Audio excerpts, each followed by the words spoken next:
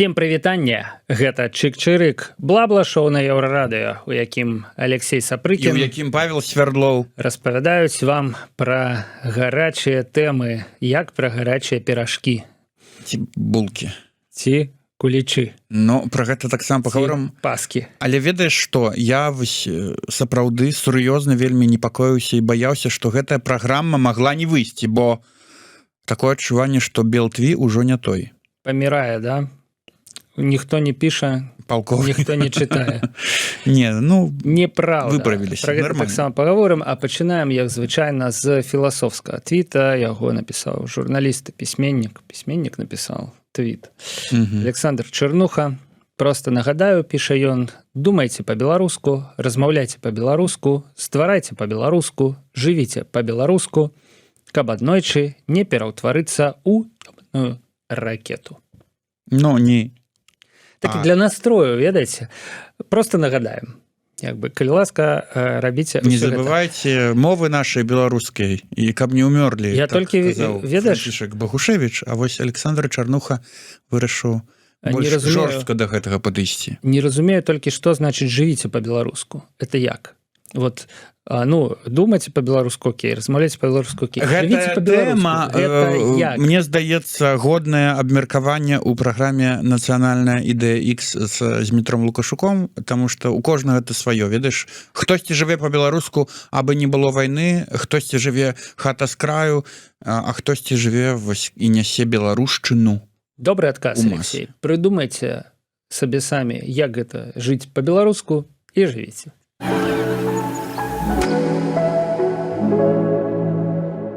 Так, ну але гэта яшчэ не канец нашай праграмы, калі што, то мы толькі пачалі. Вось, і пачынаем з гарачай навіны. Всё гарачае, спякотнае. Жывіце па-беларуску, як урад. Паўлюк Горбач піша, у сувязі з нашымі новымі братамі-пакістанцамі. Мне цікава, а чаму 150 тысяч? Чаму не 168 ці 142 тысячы? Далажыце па форме ў асабістыя паведамленні. Мяркуючы па тым, што адказу я не вельмі зразумеў, а што... У асабістыя паведамленні ніхто не далажыў. У чым праблема? Раз, а чаму пакістанцы раптам сталі нам новымі братамі? Ну, таму што Александр Лукашенко запрасіў у Беларусь 150 тысяч пакістанцаў, каб закрываць дзіркі на рынку працы.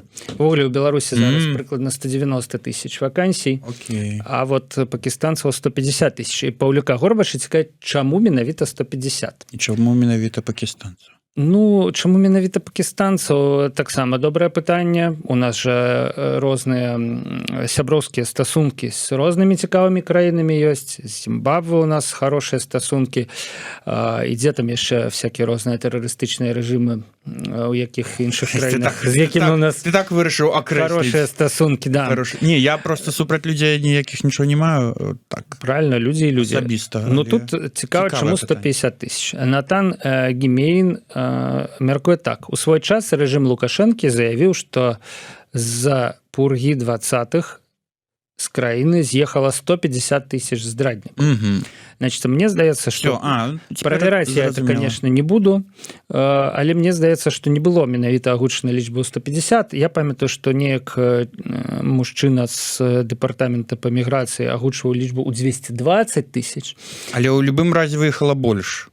Ну, у любым разе выехала так больш, і пра гэта якраз такі адказваюць Натану Гімейну. Вось Паўлюк Горбач насамрэч жа болей выехала, але пэўна пра 300 ці 500 тысяч пакістанцаў неяк не ёмка казаць. То бок, што выбралі такую лічбу, типа не туды, не сюды, 150 тысяч.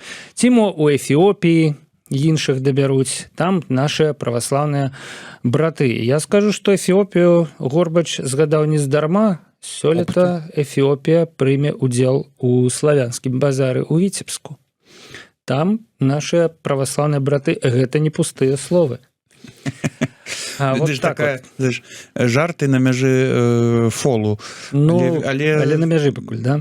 Хлопец з Падменску піша, ну, можа быць, конечно, уже і не з Падменску, а з Падменску Мазавецкага, можа быць, да. 150 тысяч працаўнікоў плюс жонкі. Так. 150 тысяч, дарэчы, 150 тысяч плюс 150 тысяч, Алексей. Колькі это будзе? Я веду адказ. Плюс дзеці 150-500 тысяч. То бок гэта, мне здаецца, дакладны адказ на пытанне, якое задаў Паўлюк Горбач. Безумоўна, працаўнікі з Пакістана прыедуць не адны. Яны прывязуць жонак, яны прывязуць дзяцей. І фактычна па колькасці гэта і кампенсавала б тых, хто з'ехаў за апошнія 5 гадоў. Можна казаць там пра 300-500 тысяч. Толькі ж меншасць пакістанцаў, якія прыедзе і папрацуе ў РБ, застанецца там жыць. Ім РБ, калі можна працаваць у UK. Ну, так. Абсолютно здаровая думка. І сам сваімі вачыма бачыў у Лондоне пакістанскія раёны, і не толькі ў Лондоне, у Мэнчестэры. Яны там жывуць, все іх добра. Навошта ім беднай Беларусь? Ну, я думаю, што рэжым прыдумае які-небудзь спосаб, каб затрымаць пакістанцаў у Беларусі. Напрыклад, іх замацуюць за паліклінікамі. Замацуюць за паліклінікамі. Крымінальнага кодексу 228, там, ці якія-небудзь яшчэ. Замацуюць за паліклінікамі, яны нікуды не падзенуцца, таму што калі чалавек замацаваны за паліклінікай, ён уже все, як бы... А ты, атрымліваецца, не замацаваны за паліклінікай? Я размацаваўся. Размацаваўся. Форсанг піша так. Калі глядзець стратэгічна ў будучыню, то можа не так пагана, што менавіта Лука прывучыць жыць разам з іншымі. Інакш гэта давядзецца рабіць постлукашыцкаму ўраду, бо дэмаграфічныя праблемы нікуды не дзенуцца, а мяркуючы па рэакцыі на гэтую навіну, наша ксенашыза можа быць не меншай. Ну вось пра што мы гаварылі, пра жарты на мяжы расавага фолу. Ну, жартаваць-то ніхто не спыніць. Тут гаворка пра іншае, да? Ну, жарты жартамі, а ў кожным жарце ёсць, як мы ведаем, частка жарту. Гаворка тут пра тое, што ў Еўропах все уже даўным-даўно прызвычаіліся ў Нямецчыне да турэцкіх мігрантаў, у Францыі да мігрантаў з мусульманскай Афрыкі, французскай Афрыкі. І толькі вот беларусы і іншыя грамадзяне іншых краін Усходу, яны калі трапляюць у Еўропу, яны такія: нифига себе, тут, блин, калісьці французы жылі, да, ці там, што адбываецца ў Берліне, господи, да?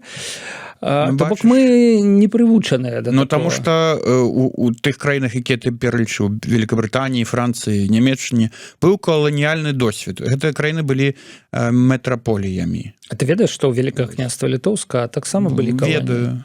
І што? А я ведаю, што Беларусь таксама была акупаваная расійскай імперыяй. Беларусь дагэтуль у нейкім такім каланіяльным статусе. Беларусы едуць працаваць у Расію. Так, як і шматлікія пакістанцы едуць працаваць у Великабрытанію. Карацей, цікавая думка. Крута, што Лукашенко ўзяў на сябе гэтую цяжкую сапраўды місію паднізіць ксенафобію беларускага грамадства, прывучыць беларусаў жыць побач з іншымі непадобнымі на іх. Які хорошы чалавек. Людзей. Малайчына, просто малайчына.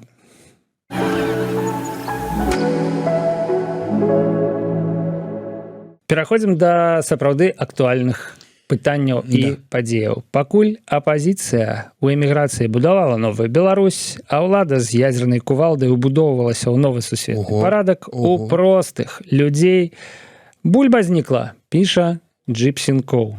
Як так? А от неяк так. Скрэпы рушацца. Цікава, што ведаеш, каторы тыдзень, рэальна каторы тыдзень гэтая тэма не пакідае ні загалоўкі, ні твіты, просто што ў Беларусі няма бульбы.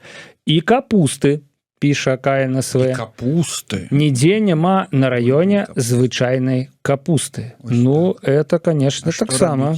Што рабіць? Як сварыць супчык без капусты? Да? Без бульбы? І як зрабіць пенісы падрабнелі, піша Чарлі БЛР. А гэта ўжо іншая крыху навіна пра то, што выйшаў новы рэйтынг даўжыні пенісаў. Ён кожны год выходзіць. Мы калісьці гэта ўжо абмяркоўвалі, дарэчы. Так, канешне, беларусы там былі ўвесь час у лідарах.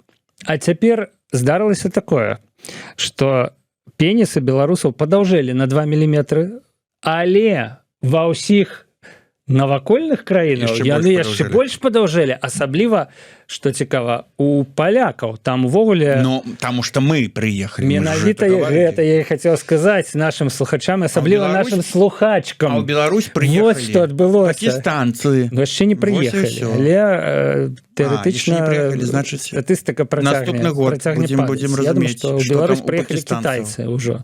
Вось так паўплывалі. І падаўжала на 2 міліметра. Але вот суседнія, таму што 500 тысяч эмігрантаў раз'ехаліся па суседніх краінах з Беларусі. Это, оказывается, былі людзі самі, не пабаюся гэтага слова. Долгунцамі. Гэтых словаў. Да, самі прадстаўнічымі. Добра, што там па бульбе? Давай, все ж таки вернемся. Давай, што там па бульбе? Валерас Падлазаны піша, прыгожыць не забароніш, конечно, піша, гэта у вас у Польшчы, ну, я так разумею, бульбы няма, это вяртаемся мы да бульбы. У нас, у Беларусі, усё ёсць, піша Валерас з Падлазаны.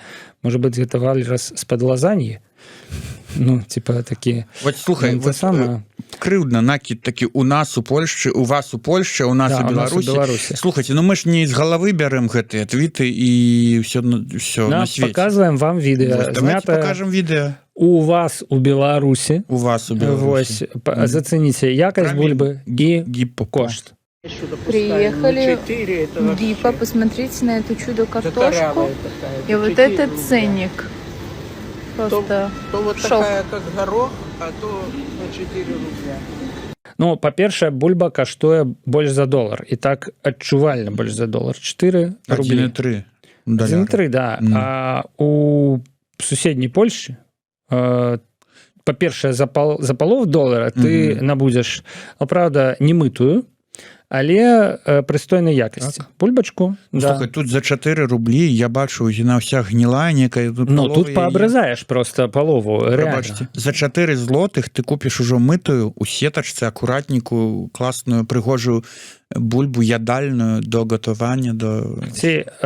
Калі па справе, па фактах, то, конечно, можна гнаць на Польшу, але тут, прабачце, калі ласка, тут як бы... Факты на твар. В пытанні бульбы... Паўлюк Горбач далучаецца да дыскусіі, і вось гэта заход. Аднойчы Эрнест Хемінгуэй напісаў самы сумны аповед, там 6 словаў, да? У Гродні скардзяцца, што ў грошыку бульба такая дробная, што нават казаць няма пра што, але кажуць, дробная. На базары ж ёсць прыстойная па 3 рублі. Ну, то бок ізноў $1. Вось, і не толькі Гіпа, вось грошык, вось базар.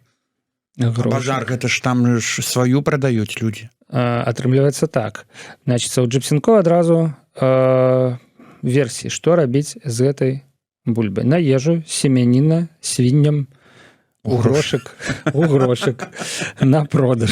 Вось, ну, блин. Што ж будуць есці? Што ж пакістанцы падумаюць? Калі ў чалавека побач з домам толькі грошык, і яму вот это вот. Ну, яшчэ Джипсенко давай. Цікавая думка. Людзі, якія бегалі з артыкуламі «Чаму садзіць бульбу больш невыгадна, мы палічылі, лепш зробім на лецішчы газончык пад барбекю». Ну, правильно. І людзі, якія цяпер бегаюць у крамах няма бульбы ці адзін гной, гэта адны і тыя ж людзі. Чаго вы хацелі? Чего вы хотели? Вы сами перестали сажать бульбу, вы сами выбрали газончик и барбекю. Ну, теперь у вас нема бульбы. У свете якія праблемы? Падаюць фондавыя рынкі, значыць, цана на нафту, даляр, карацей, крызіс эканамічны, тарыфы на тавары і паслугі. А ў Беларусі, бачыце, бульба... Не, ну нема бульбы, слухай, это фундаментальная основа беларускай ідэалогіі. І той, хто, оказывается, бачыш, саджаў бульбу сваю, вырошчваў, збіраў ураджай, потым у півніцы яе захоўваў праз цэлую зіму. Вось Тимати Клімент піша. Вось так бывае. Правільнай стратэгіяй было пабудаваць бульбасховішча, закупіцца ўвосень, а цяпер самім есці і прадаваць. Разумееш, не бомбасховішча, а бульбасховішча. Да, вот яна стратэгія выжывання беларусаў. Беларускі фондавы рынок. Лайфхак. И Полесье долучается до нашей размовы, просто врывается с 2 ног, а лет докладней за 3 клубниц. Врывается, что по бульбе, пацаны, пони гэта кони, пиша нам и показывая трускавочки. Смачные. Сезончик пачынаецца. Да, так что хутка вы, сябры, забудзеце про гэтую бульбу, пойдуць больш цікавыя навіны з агарода.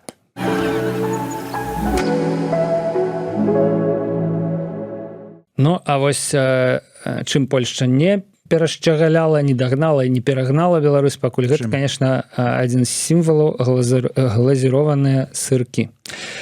Ці перагнала, все ж таки, вось глядзі, сімвалаў нашага беларускага дабрабыту нейкага, да, вось таго старога жыцця до 2020 года. І пламбір па 3 рублі. Але вось Максім піша, Максім, з'еў сёння першы польскі глазірованы сырок, не разумею, чаго так надрочваюць на беларускія, ніякай розніцы. Мне удакладненне, першы польскі, в сэнсе... Ну, у сваім жыцці. Зрабілі ў Польшчы? Ну, ці фізічна знаходзіцца ў Польшчы, таму што мне невядома пра польскія глазірованыя сыркі добрай якасці, калі шчыра. Мне ўвогуле нічога пра гэта невядома. Былы сеньор Верстальнік піша: просто смак наших забыўся. Максим, ты, конечно, можешь все, что заўгодна писать цяпер, але просто ты забыў смак наших беларускіх сыркоў, таму цяпер табе польскія добра паклаліся на душу і на язык. Можа, быў просто вельмі галодны. А Максим спрачаецца, ды не было, піша, асаблівага смаку. Памятаю, як хлеб і батон плесневелі, калі ў лядоўню не пакладзеш. Это я вот не разумею параўнання. Я табе пра сыркі, не, хлеб-батон. Вот хлеб-батон трэба было в лядоўню. Ну, в принципе, да, клалі, конечно, клалі хлеб-батон в лядоўню.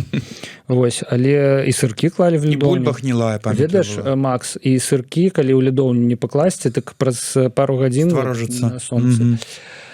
Былы сеньор Верстальнік, не здаецца, ён піша, што параўноўваў літаральна ўжо тут берасцейскія сыркі і мясцовыя польскія з бедронкі, і перавага дакладна не на баку апошніх, не на баку польскіх. Берасцейскія. Відаць, прывезлі, то бок, каб прывезці беларускі глазураваны сырок, трэба прастаяць нават сыркі, якія прастаялі ў чарзе, да, ну можа там сумка лядоўна, ведаеш, всякае рознае. Так далей. І нават у гэтым стане гэты сырок перамагае польскі, трошачкі падгуляўшы, перамагае бедронкаўскі.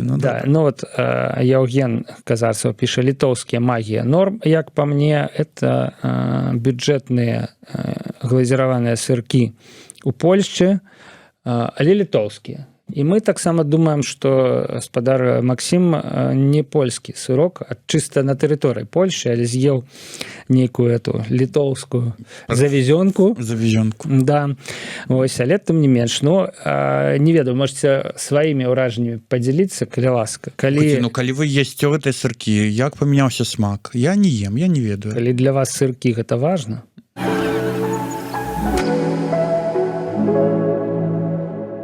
А вось глядзі, дзе яшчэ трапілася нам выява гэтага глазіраванага беларускага сырка на вельмі дзіўнай карцінцы. Злы Олег 666 вось публікуе такую карцінку: Common Symbols of Terrorist Sympathizers. То бок агульныя сімвалы, як это, прыхільнікаў тэрарызму. Спачувальных тэрарызму. Тых, хто спачувае тэрарызму. І тут у нас сырок, крыж Ефрасіні Полацкай, пацавацца. Не, ну все ясно, з чаго пачалося, конечно. Я не вельмі разумею Белавія, што там робіць. Чырвоны касцёл, Белавія, НРМ. Ну, НРМ Кіт Павлаў, прывітанне. Галожа таксама ёсць тут. Францыск Скарына, Ліцкая аксамітная. Янка Купала. І Белакова. І хто ядзе барадзе, то беларуская згушчонка. Што адбываецца? Карацей, дзіўны. Зразумела, што тут аўтар, як это сказаць, скапіяваў. Пляву з гае нешта. Вось, і мы паспрабавалі зразумець, што адбываецца, і знайшлі заходны трэд стартера, да, арыгінал, які спарадзіў трэд у Твиттері. І тут ўжо terrorist sympathizers. Это, па-першае, сцягі США і Ізраілю. Ну і далей ўжо ідуць... А Ізраіль прычым, прабачце? Цесла. Ну, таму што США падтрымлівае Ізраіль, я так разумею. А это нейкі мем пра Free Palestine. Ну, атрымліваецца, да? Вось. Але Цесла, нямецкі сцяг, ну, блин. Не, ну, улічваючы, што гэта, якой там, Хізбаллу, ці якую арганізацыю? Талібан у Расіі перастаў быць тэрарыстычнай арганізацыяй. Можна цяпер супрацоўнічаць, все нормально. Канешне, гэта цікава. А тут і украінскі трызуб. Карацей, што робіцца ў людзей у галавах, калі пад загалоўкам, типа, вось гэта сімвалы тэрарыстаў, сабраная такая вось мешанка. Ну, от лагатып серыяла Stranger Things там ёсць. Гэта это што вось зрабілі? Такая вось новая рэчаіснасць, бачыш? Все з галавы на ногі. З ног на галаву. З галавы на галаву, з ног на ногі. Бачыш, нават у мяне ў мазгу. Все перамяшалася.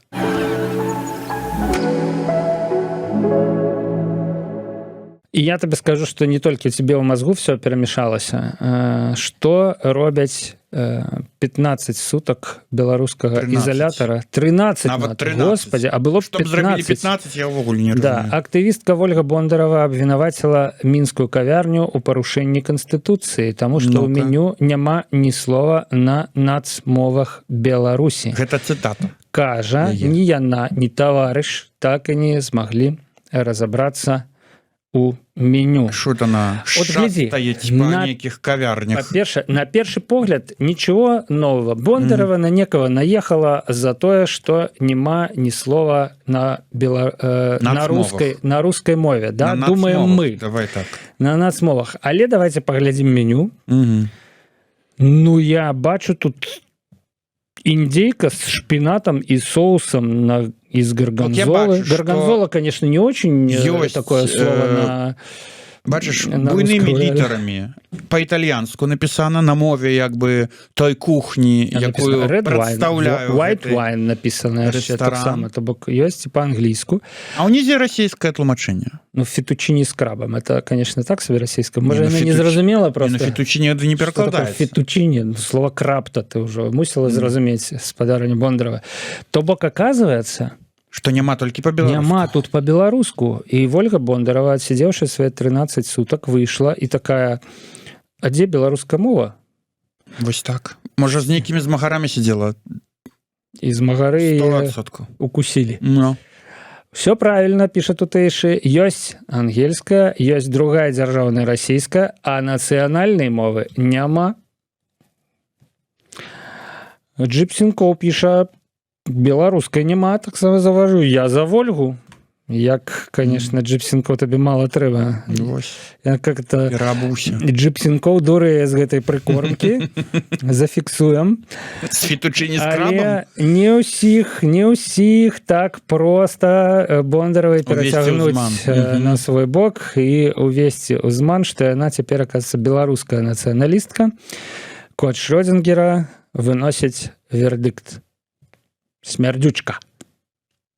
Недобра, конечно, так пра жанчын, але вось што гэта ж Твиттер тут могуць як бы паслаць, што нельга за адзін добры ўчынак, нават калі ён і выпадковы, усе папярэднія заслугі забыцца, да? Цяпер ты с нами, значится, все, не было. Все трэба іскупаць віну.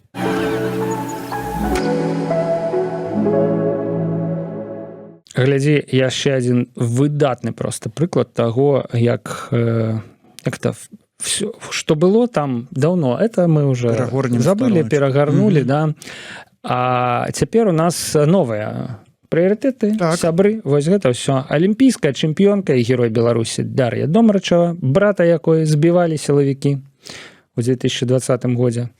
Страшна збілі, памятаю гэтыя фоткі, галаву пабілі там. Ну яна і тады прамаўчала. Да, а прямо цяпер яна сядзіць у ложы на Мінскай-арэне, на хакеі, відаць, да, разам з Віктарам Лукашенко. І фоткі, ласка, фоткі прыкладаюцца, сядзіць, пляска. Вось брата не бачу. Брат што? Не бачу брата. Не бачу. Архітэктара, помню гэтую гісторыю. І хто яшчэ там сядзіць побач з Віктарам Лукашенко і Дар'яй Домрачевай? Уля Эйнар Бьёрндален, кароль біятлона, які нарадзіўся і вырас у свабоднай краіне. Норвегіі, пабраўся шлюбам з Дар'яй Домрачевай і, відаць, яна яму патлумачыла, што прынцыпы у некаторых выпадках не тое, што... Слухай, яны ж там у Кітаі працавалі. Як гэта кажуць, нафіга нам ворагі, калі ў нас ёсць такія сябры. No. Да?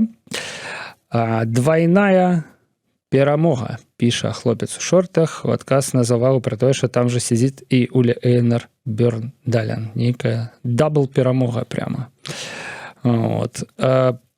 Далей придворны советнік, наколькі памятаю, Ушба, хотя тут не показано, піша больш пытанняў да Бьёрндалена. Мог бы жыць у Норвегіі паважаным чалавекам, трэніраваць моцную біятлонную каманду, але выбраў Мінск-арэну.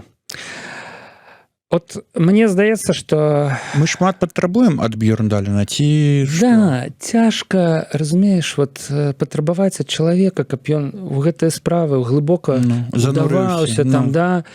Вось, чалавек прыехаў у Беларусь, вот эти чыстыя вуліцы, прасторныя, праспекты. Яго там возяць, яму да, паважаюць, аўтографы, відаць, бяруць на вуліцах. Ну, а што дыктатура? Так, ведаеш, вот брат Домрачевай так вот меў неасцярожнасць сутыкнуцца з дыктатурай. Як бы, а Бьёрндален-то не меў. Не меў. Як бы, да. Ён вот, нават за гэтую дыктатуру, таму што што? Таму што ён не занураецца ў гэтай праблеме. Да, не трэба блытаць турызм з эміграцыяй. Да? Нічога дзіўнага, піша Нормал Ізборін. Хочаш быць паспяховым, адмоўся ад усякай эмпатыі і стань настолькі жорсткім і двудушным, наколькі зможаш. Як вам такі рэцэпт поспеху, сябры? Так ён не двудушны, ён нават, я упэўнены, што не ведае, і ён абсалютна... Як это еўрапейцы, якія ў Беларусь прыязджаюць на 2 тыдні? А што такого дрэннага? А што? Нормально, все было хорошо, Тиндер працуе, дзеўкі прыветлівыя, типа, ну ладно, это, видать, не выпадок Бьёрндалена, конечно, але, ну... У яго прыветліва. У яго это база в Раубичах хорошая, снег, штучные лыжи едут, да, вот... Бульба так нормально, да, бульба в Васильках. Сумно.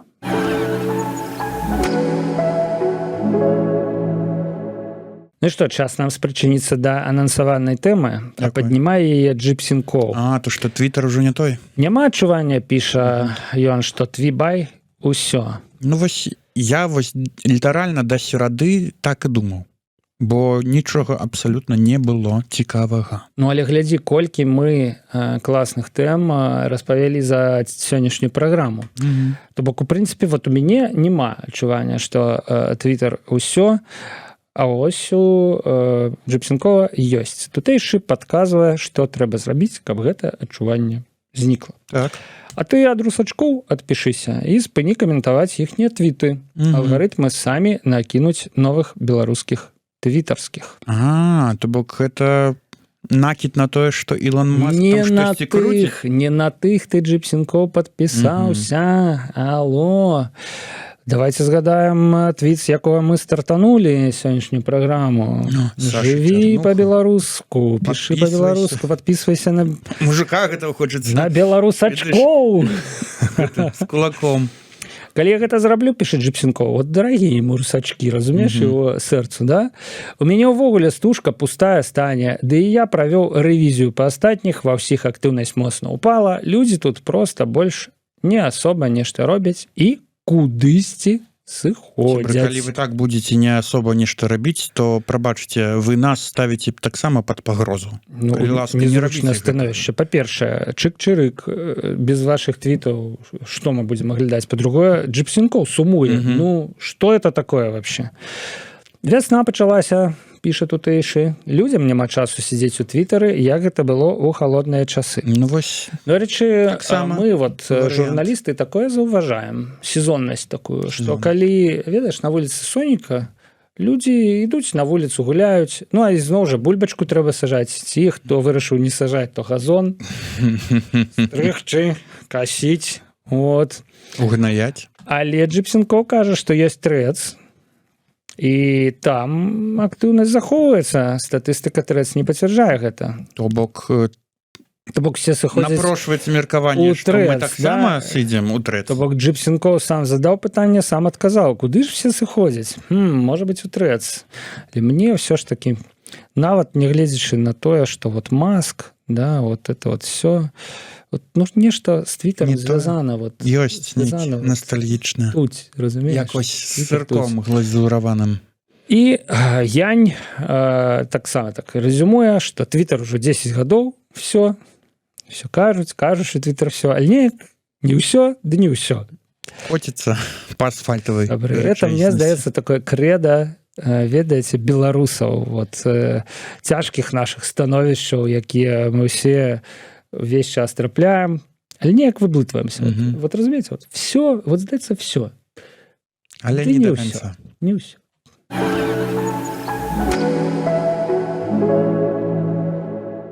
Яшчэ одна актуальная тэма нас дагнала, сябры. Ужо заўтра можна будзе разгавецца. Як гэта кажуць, Христос воскресе, да? Воскрос. З мартвых встаў, як кажуць у нас. Воскрос. І, карацей, тут актуальнае пытанне.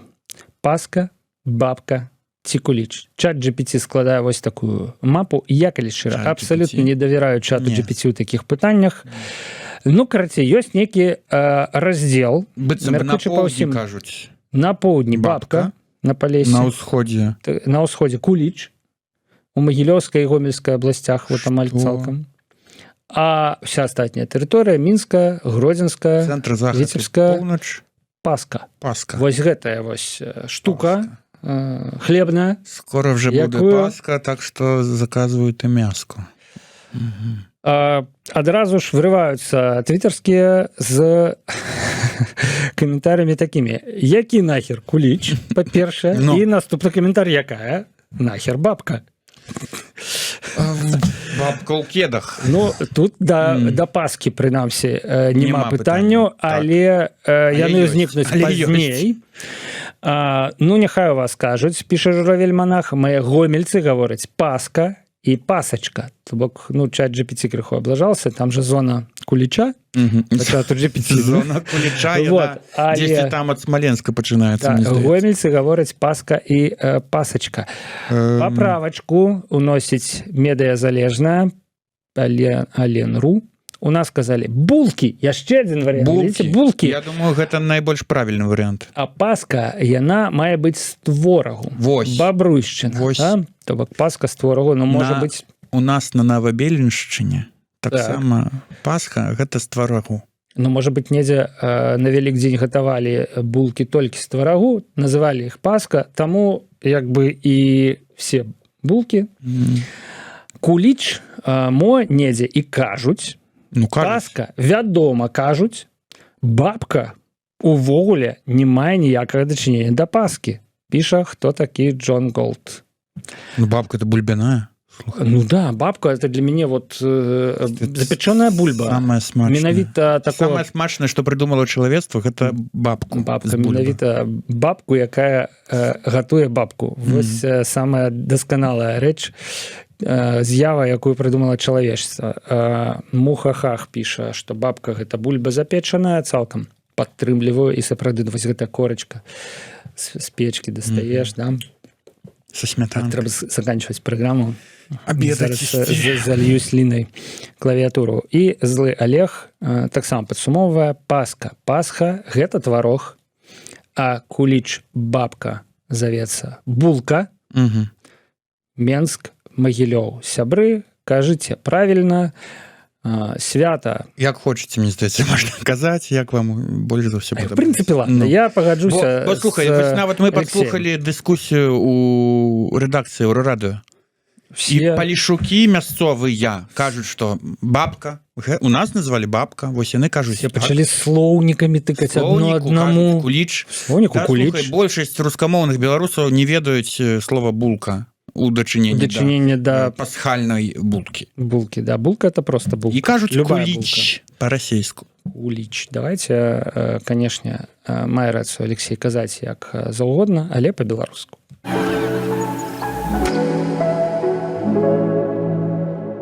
Ну што, прыйшоў час найлепшага, самага апошняга твіта цяперашняй сённяшняй праграмы, яго аўтар Коч Родзінгера, грамадзянін. І гучыць ён так. Тыя, хто чакае Вялікдзень, толькі каб паесці булак, а не ўся гэтая лухта з міфічнымі персанажамі. Колькі нас? Я вось табе шчыра скажу, я не люблю булкі. Не любіш? Тлусцееш. Ага. Ну раз Так што для мяне ў Вялікадні няма ўвогуле ніякага сэнсу, абсалютна. Але слухай, хіба што выходны дзень. Акрамя гэтай булкі, ну вось паглядзі, калі ты адэпт такого здаровага харчавання. Яечка на твардо? Яечка норм. Выдатна. Некая вяндліначка? Яечка бярем. Вяндліначка? Пост, ну, уже можна не пост, ну, пост, але, ну, таксама, в прынцыпе, мяска, белок, ўсё выдатна. Што яшчэ? Гародніна, салатка ежынова, селёдачка. Галоўнае знайсці нармальную чалавеческую бульбу. Не вот эту вот з вочкамі пагнілую, ад якой палову адрежаш і там застанецца вот это вот, што глядзець больно, да?